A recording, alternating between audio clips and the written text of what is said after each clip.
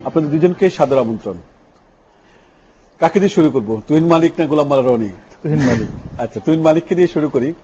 তিনি খুব ভালো বলেন, ভালোটাই শুনি। সংবিধান এবং রাজনীতি বলতে আমরা আসলে যেটা বাজেট এবং রাজনীতি যেটা বোঝানোর চেষ্টা করলাম সেটা হলো বাজেটের পর রাজনীতি আসলে কোন দিকে যাবে দেশের বর্তমান বাস্তবতায়।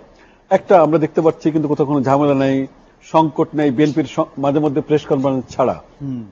এবং এছাড়া এই অবস্থার মধ্যে দিয়ে রাজনীতি মানে বাজেট সরকার ঘোষণা করলো, আপনার এর মধ্যে অনেকগুলো বক্তব্য অবশ্যই শুনলাম। তারপরও আমরা একসঙ্গে একটা অনুষ্ঠানেও ছিলাম কিন্তু দুজন। মানে আসলে কোন দিকে যাচ্ছে বলে আপনি মনে করছেন, মানে বাজেটের পর রাজনীতি? বাজেটের পর রাজনীতির যে যদি বাগাড়ম্বর দেখি, প্রথম যেটা দেখা গেছে যে আমাদের সরকারি দলের মাননীয় সাধারণ সম্পাদক এবং মাননীয় মন্ত্রী, স্থানীয় সরকার মন্ত্রী, উনি কখন কোথায় থাকেন, কোন দেশে থাকেন, হঠাৎ উনি আসেন, এসে দু একটা কথা এমন বলে দিয়ে দেন, অনেকেই এটা নিয়ে দলের মধ্যেও অনেক অসন্তোষ। লন্ডন যান, মাঝে মাঝে দেশে বেশি থাকেন, দলের অফিসের যান না কম, বোধহয় 5 দিন গিয়েছিলেন 5 বছরে। যাই হোক, উনি যেটা একটা কথা বলেছেন, যেটা আপনি বললেন বাজেটের সাথে পলিটিক্স কিভাবে, উনি বলেছেন যে বাজেটের যারা সমালোচনা করে তারা না বোঝে পলিটিক্স, না বোঝে ইকোনমিক্স। উনি তো ঠিকই বলেছেন। বাজেটে যারা সমালোচনা করে তারা কিভাবে এই পলিটিক্স বুঝবে যে 153 জন সংসদের আসন বিনা প্রতিদ্বন্দ্বিতায় এককভাবে নিয়ে এবং নিজের জোটের অন্যতম শরিককে গলফ মাঠে পাঠিয়ে দিয়ে এবং তাকে বিরোধী দলের নেতা বানিয়ে এবং বিরোধী দলকে আবার সরকারের মধ্যে নিয়ে এসে এই যে পলিটিক্স, এটা তো বাজেটের সমালোচকরা বুঝতে পারবে না। এবং উনি যেটা বলেন ইকোনমিক্স, বাকি রইল ইকোনমিক্স।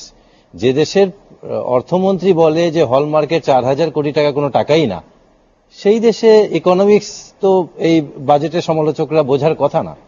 তো উনি ঠিকই বলেছেন যে সরকারের পলিটিক্স তো বোঝার ক্ষমতা আমাদের নেই, না হয়তো এটা বোঝানোর চেষ্টা করলেন যেখানে 2.5 লাখ কোটি টাকার বাজেট ঘোষণা করা হয়, তো সেখানে এটা 4000 কোটি টাকা তো খুব অল্প আর কি, সেরকম বোঝানোর চেষ্টা। অর্থমন্ত্রী আরো সুন্দর কথা বলেছেন যখন বাজেট অধিবেশনের দিন আমি শুনছিলাম, বাসায় শুনছিলাম টিভিতে।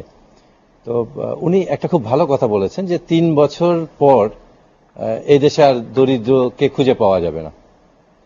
তাহলে আমার কাছে মনে হলো তাহলে দরিদ্র লোকরা 3 বছর পর বেচারা যাবে কোথায়?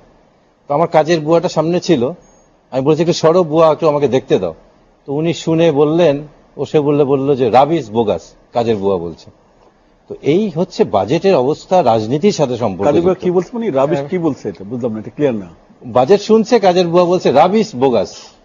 বাজেটকে কাজের বুয়া বোগাস কাকে বলেছে জানি না, এটা অর্থমন্ত্রী বলল না, তাকে বলেছে যে অর্থমন্ত্রীর প্রভাবটা কাজের বুয়া পর্যন্ত চলে গেছে তার রাবিশ এবং বাজেট শব্দটা, বোগাস শব্দটা।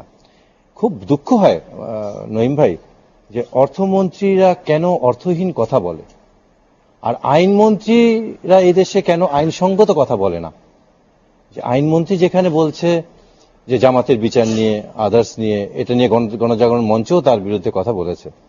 তো আমরা তো প্রত্যাশা করি যে আমাদের বয়স হয়ে গেছে অর্থমন্ত্রীর, উনি সোজা সাপটা ডক্টর কামাল হোসেনকে বলে দিলেন যে উনার তো এখন আর কোনো গ্রহণযোগ্যতা নেই, ব্যর্থ, উনি এখন ব্যর্থ। তার মানে 1993 সালে যখন উনি গণফোরামে ছিলেন কামাল হোসেন সাহেবের সাথে, তখন কি ডক্টর কামাল হোসেন সাহেব সফল ছিলেন? এখন উনি ব্যর্থ হয়ে গেছেন। এই যে উনার মতো একটা শ্রদ্ধেয় মানুষ, যাকে দিয়ে আমরা এত বড় বাজেট করাচ্ছি এবং উনি স্বপ্ন দেখছেন, আজকে টিভিতে যেটা খবরে দেখলাম, একটা প্রেস কনফারেন্স বোধহয় করছিলেন কিংবা একটা সাংবাদিকরা ছিল, সেখানে উনি বললেন যে রাজনৈতিক বিবেচনায় এই ব্যাংকগুলোতে যে পরিচালক নিয়োগ দেওয়া হয়েছে তারাই আর্থিক খাতে বিপর্যয় করেছে এবং এটা ভুল হয়েছে। তাহলে আপনি একজন সম্পাদক হিসেবে আপনার লেখাকে যদি আপনি বলেন যে আমার এটা ভুল হয়েছে এবং এই কারণে দেশে দুর্নীতি হয়েছে, তাহলে তো আপনি মেনেই নিচ্ছেন যে আপনি এটার এই অপরাধের ভাগীদার। উনি যখন মেনেই নিচ্ছেন উনার নির্বাচনে ভুল ছিল এবং সেই কারণে, এই ভুলের কারণে তারা লুটপাট করেছে, তাহলে তো উনি অপরাধ স্বীকারই করে নিলেন।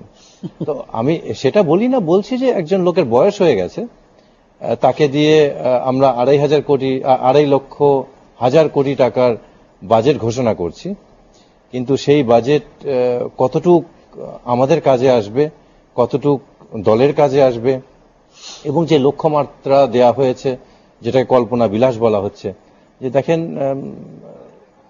7 প্রবৃদ্ধিকে আমরা বরাবরই 7 বছর ধরে খুঁজে আমি আসবো 7 প্রবৃদ্ধি নিয়ে আপনার কাছে আবার শুনবো এবং